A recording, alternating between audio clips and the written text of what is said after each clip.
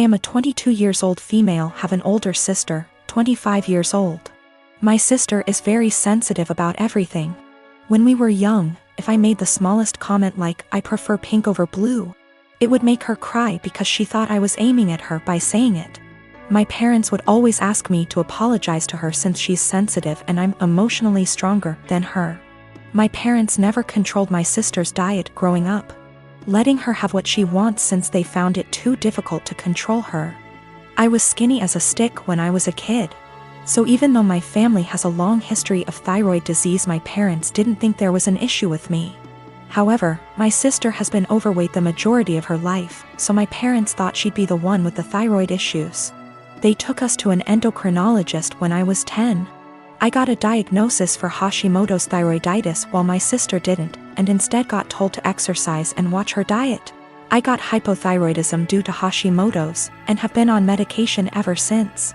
My sister and I moved back in with our parents due to what's happening these days. I leave my medication in a cabinet near the kitchen since I know I won't take it unless I have to actually get out of bed to do so. Apparently, I left a box before I moved out of my parents' house when I was a teen, and one of her friends saw it while they were over and asked if it was hers. My sister told them that it was, and that's why she was overweight. The box has Euthyrox written on it in big bold letters with a little picture of a thyroid gland next to it. So, yeah, pretty obvious it was meant for a thyroid condition. She's held up this farce for almost 4 years. I only figured it out when I saw her take a box of it out of my bag one day. I confront her on it, and she starts crying and telling me that she just didn't want anyone to mean to her because she's fat. She also says that it's not fair that the one with the normal weight gets the thyroid disease. I tell her to knock it off, and that she can't lie to get sympathy from people. My parents talk to me later, and they say that I was too harsh calling her a liar and she probably needs a therapist or something, and the classic, I should apologize since I'm more mature. They even tell me that they were hoping that she was the one with the thyroid issues as a child, so that they could justify her weight gain. I ask them, so you wanted your daughter to be sick instead of admitting that it's your fault because you bought her McDonald's whenever she wanted it, and never made her exercise? Now they're mad at me too. I have a cousin by marriage, husband's cousin, that's 22 and dying of cancer. It was always her dream to marry and be a mom, and now that's not going to happen. It's hard on everyone.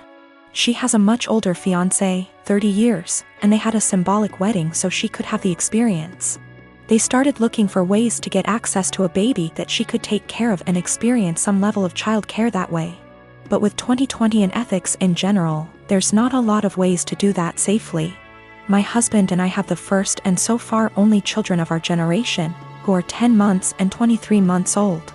I had hopes that it wouldn't happen, but her parents asked me if she / they could borrow my younger baby for a few weeks. The cousin and her fiancé would basically be play acting having a baby. Her parents would also join in on pretending. There would be photo shoots and everything. This makes me really uncomfortable. It's really creepy. I cannot understate how creepy I think this is. I know that her not getting to live her dreams is sad, but I don't think this is the answer. I'm worried it will be traumatic for my baby. She's almost a year old and will, well, notice that her entire family will just vanish overnight for what will seem like forever. She's also still nursing, and they don't really seem to care about this factor. I'm really worried about problems down the road. This is setting a dangerous precedent of my child living under other guardianship. Her parents will have time to get attached, and they could try to use that for familial pressure if not legally. Her fiancé is also a wild card in that regard.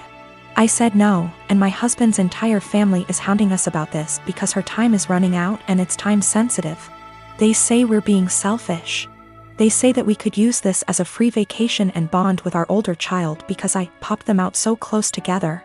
They want to compromise now by letting me come by a few times a day to bring milk. We still don't want to do this. Yesterday afternoon, we got an email from the cousin's parents offering actual dollar amounts for us to agree. We got enough from that to file a police report and at least get the threat in writing. We also had a call with my husband's parents and his siblings to basically clear the air. Apparently what they were telling people they asked for and what they were actually asking for were very different. Everyone on that call now had them blocked on social media except for mother-in-law, because of the cousin. 2 years ago my house burnt to the ground after being struck by lightning. Thankfully it was during the day, so our 3 kids were at school and my husband and I were at work. We lost everything, but we were safe. It took almost 11 months for the insurance to pay out.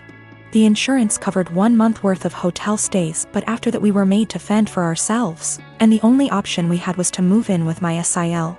She tells us we can have her spare room and her office space. Since she used neither of the rooms, and her stipulations was we needed to purchase all of our own food and pay her $100 a week. By week 3 all of that changed. She then decides we need to pay her $250 a week and we can only use 1 room. So all 5 of us were crammed into the smallest room she had, which was the size of a glorified closet space and didn't even fit a twin bed and a small dresser. So we lived out of trash bags and slept on the floor for close to $1,000 a month some months, and still had to purchase all of our own food, despite her claiming my children on her food stamps. She also had no bills outside of her land tax, $450 a year, electric and heating oil, which she hardly ever filled. So we were essentially paying her so she could do leisure activities. It was the worst 8 months of my life. 3 months ago my grandmother decided that she wanted to go to assisted living after a fall and transferred the deed of her house to me, and basically said it was mine now. It is a 5-bedroom farmhouse. My boys insist on sharing a room, so we have 2 extra bedrooms. Well, my sister-in-law lost her house last month due to not paying her land tax for several years and asked if her and her stepdaughter could stay with us until they get enough money to move down south. I said sure, 1 bedroom, $800 a month, and you have to buy and cook all your food separately because my daughter is vegan. She looked at me like I had 10 heads and said that she and her stepdaughter should not be made to share a room when there are 2 extra rooms, and stated she cannot afford a rent of $800 while purchasing all of her own food on top of it. I said, neither could we, but we managed to cram 5 people into a glorified closet space while you were getting $1,000 and food stamps. Take it or leave it. She decided to leave. My fiancé Ollie and I have been together for 4 years, living together for 2, recently got engaged. Our relationship has been great for the most part. One of the few things we disagree on is animals. I love animals and Ollie feels indifferent towards most animals. To give a little background about me, I've always been an animal lover. Throughout my childhood, my mom hated animals, especially dogs. My mom never let us have any pets, and she used to tell us that once we were adults we could have whatever animals we wanted. When I moved away for college, I lived on campus for 4 years, and therefore couldn't have any pets. I've wanted a dog for as long as I could remember, but up until recently it wasn't in the cards for me to have a dog. Ollie and I currently live in a not-so-pet-friendly city for renters. I always lived in apartments that never allowed pets, even with a pet deposit. When Ollie and I met, I told her about wanting to get a dog someday. Ollie told me that she doesn't like a lot of dogs, but would be open to the right dog. This was in the very beginning of us meeting. I basically made it really clear that I will own a dog one day. Throughout our relationship, I would occasionally bring up wanting a dog. Ollie would remind me that our apartment doesn't allow for pets, which was true. Ollie and I agreed that once we moved into a place that allowed for pets, we would look into getting a dog. About 2 months ago Ollie and I moved into a house just outside of the city we work in.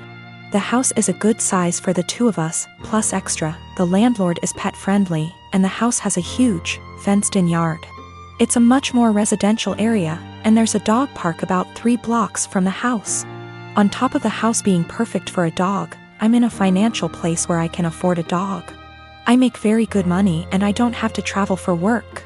I'm mentally prepared for potential pet fees and other expenses for having people watch the dog. Since we're finally settled in the house, I decided to mention to Ollie again about going to the shelter and looking at the adoptable dogs. Only this time, Ollie didn't have an excuse for why we couldn't get one.